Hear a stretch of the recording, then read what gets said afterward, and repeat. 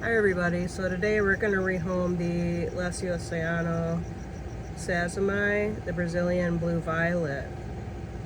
Its name is Anansi. So initially I thought maybe these enclosures were fine when I rescued them from Petco. Not the way that they had them set up, but just the size of them due to the size of the tarantula. But after I got everything in there, I don't really think that now. So it's been a little bit, but the enclosures came in the mail. I'm not really sure how I feel about these enclosures.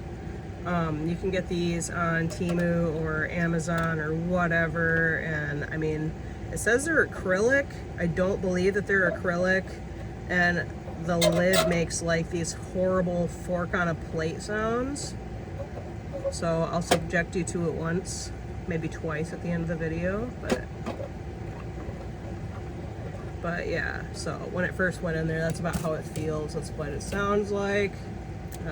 Not very impressed with this, but it's much bigger than the enclosure that they're currently in, and so I think it'll be a nice size up for what they need for right now before they go into something fancier when they get bigger.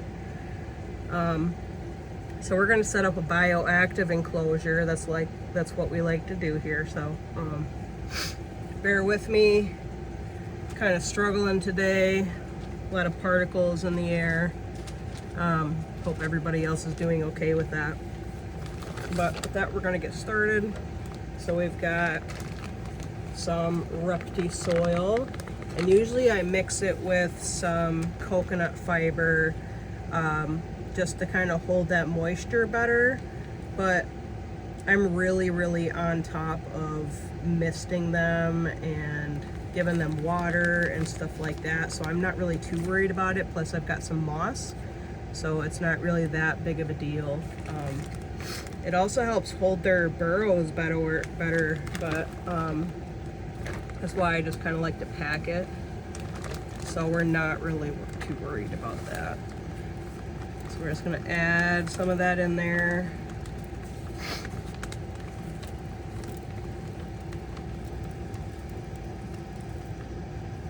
Going to get a good nice layer in there, and then we're just going to pack it before we add another layer.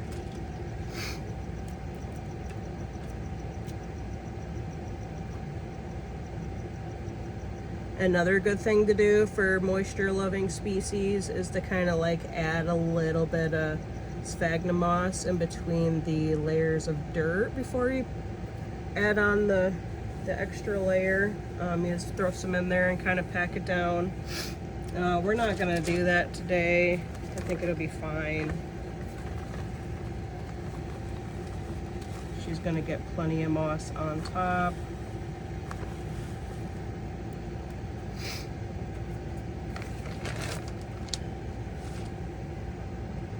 Pack that down again. And one thing that I saw with rehousing Anansi, the Brazilian Blue Violet, right after I had rehoused her, she was so happy about it.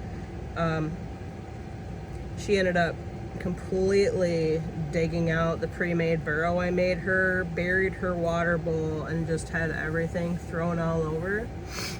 So she absolutely appreciated the extra substrate. So that's what we're gonna do, is we're just gonna give her extra substrate, and I think this is gonna be our last layer, so she don't kind of get too crammed in like she did with the old one, the one that she's currently in.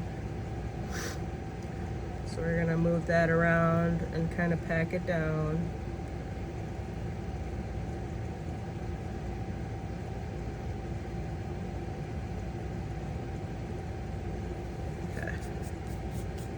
So then you end up with something like this.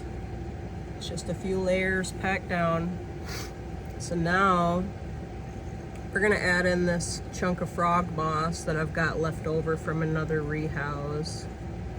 We're just gonna kind of dig a hole to put it in. And then we're gonna put it right there. Of course, she's probably gonna rearrange this all crazy when she gets in here, so keep that in mind, that that's just a sign of a happy tarantula and you did a good job.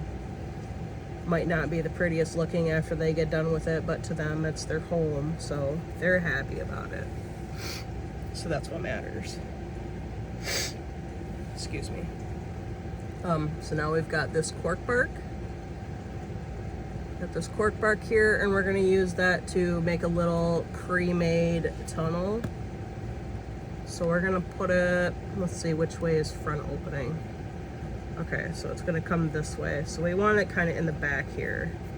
I want to be able to open it and then like have the water bowl right here so that I can just fill it right here without having to take the whole top off, and then, you know, she's right here and then the water bowl is over here, so I have to get the thing completely off in order to reach the water bowl. So that's why I'm worried about the positioning of where this is going to go. So we're just going to move some of this soil out of the way because this is her pre-made burrow. Figure out where I want to put it. Put it right there.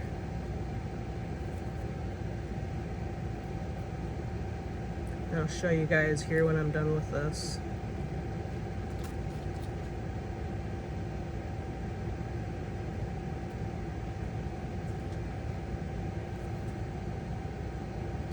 Okay. So this is what it looks like so far. So there's a pre-made burrow, there's her frog moss right there, and that also works because that's where we're gonna put her water bowl. So when we overflow it, the moss is gonna get the overflow, and then it's gonna help keep that humidity in the enclosure, so that's good too.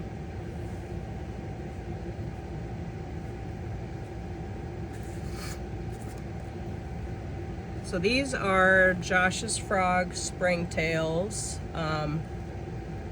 It's a 32-ounce culture, and you always add these to your bioactive setups. It's just a jar of what looks like charcoal, but there's these little tiny white mites that walk around in it, and those are your beneficial insects as far as what's going to be your cleanup crew for any carcasses that your tarantula is going to leave behind. So when it drinks crickets or whatnot, because they digest their food that way, they basically drink it. They're going to throw away the shell, the carcass. So when that's left in the enclosure, that's going to give the springtails some form of sustenance.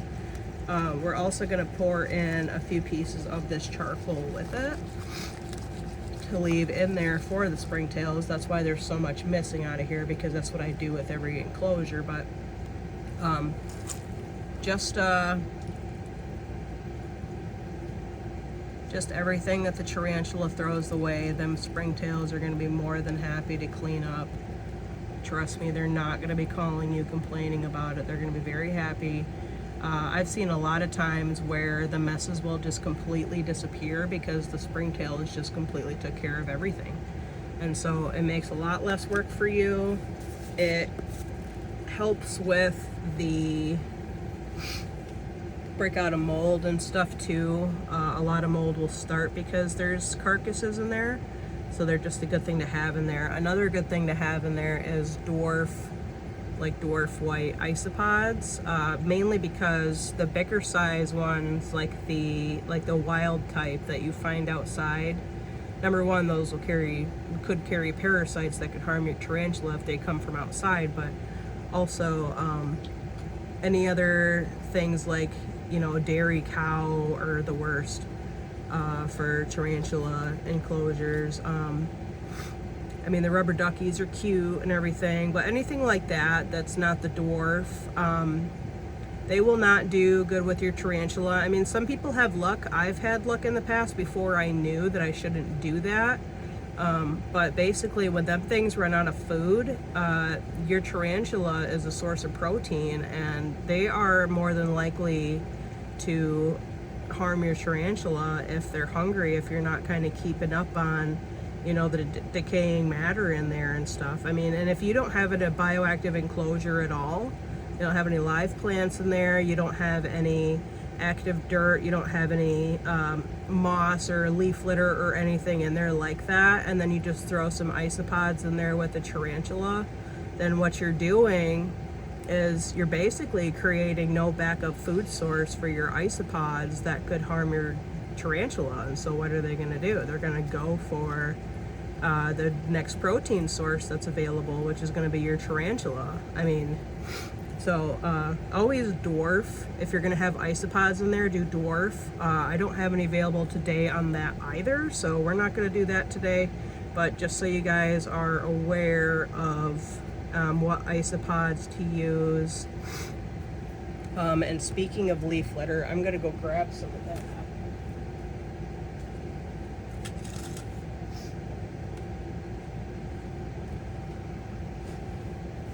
So these are magnolia leaves.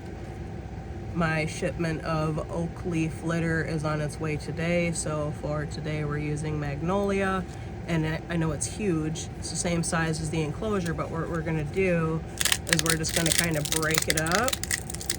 Lots of ASMR. I'm just gonna sprinkle it in there, and I will show you guys when I'm done here, up close, of course.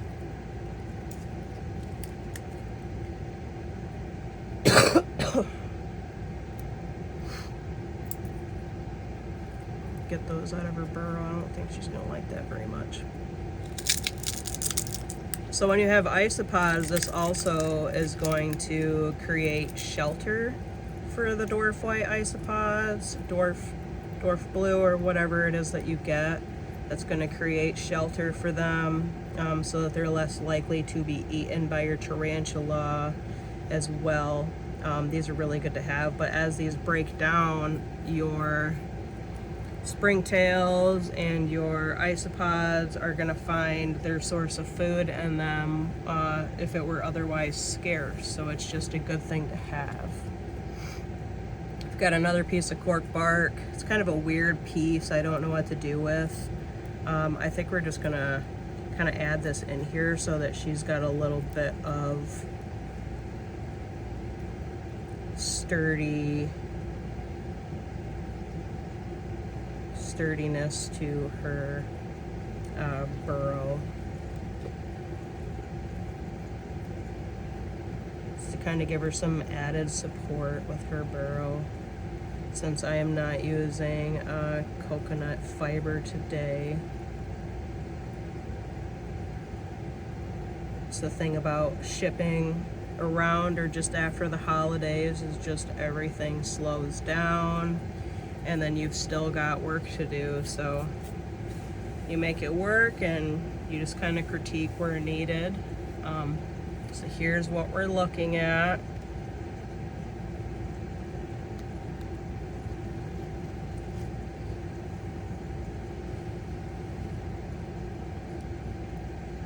Have a good close up there. There's inside of her burrow.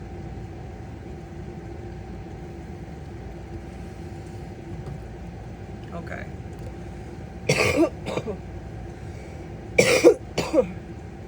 Excuse me, you guys.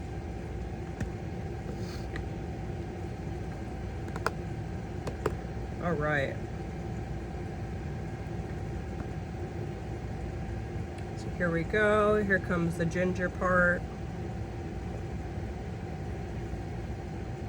So here's her current enclosure. We're gonna put her in this new one.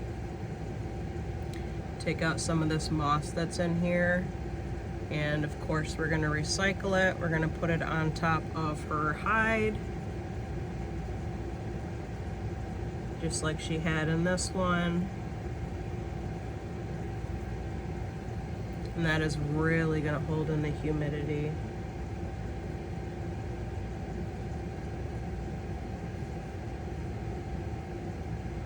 Yeah, we're gonna leave that front side open so that we can kind of see her for videos and stuff. We're gonna take out her water bowl that's magnetized. She is just chilling. She's still in pre-molt. Doesn't look like she's done anything. Oh no, our magnet's stuck to this. There it goes. This adhesive from the pet store. Okay, so we're gonna put this water bowl right here, right next to this moss, so that when the water bowl overflows, it'll go onto that moss. Not gonna have any humidity issues in here at all. And so now we're gonna just kind of gingerly bring her out of here, hopefully. Come on. Come on. No, we don't want to go back in there. Come on. We're gonna take this out so that we can get her out easier.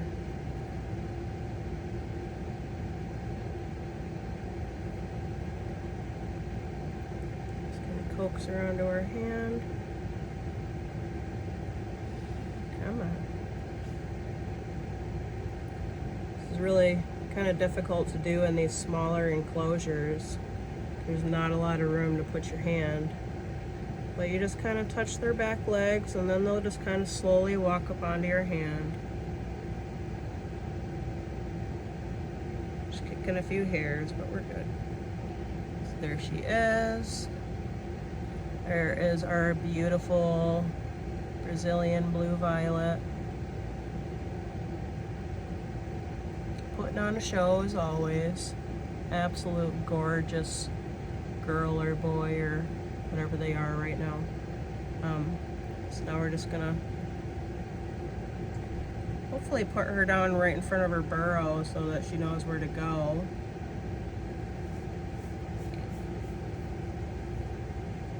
So there you have it. There is the rehouse of the Brazilian blue violet. I think that she's gonna be much happier in here. No, you're going the wrong way, babe. You're going the wrong way. You gotta go that way. You gotta go that way. That way. Come on. Alright, so I'm gonna pick this up. And we're gonna turn... Oh, I can't turn this around. So here we go. Here we are. There she is back there in the corner. And that's how you make a bioactive enclosure for your tarantulas. Once she goes in there, I'm going to give everything a really good mist because I forgot to do it during the video. But basically that's all you do. And then you just overflow the water bowl to get things kick-started, and there you go. So thanks for watching.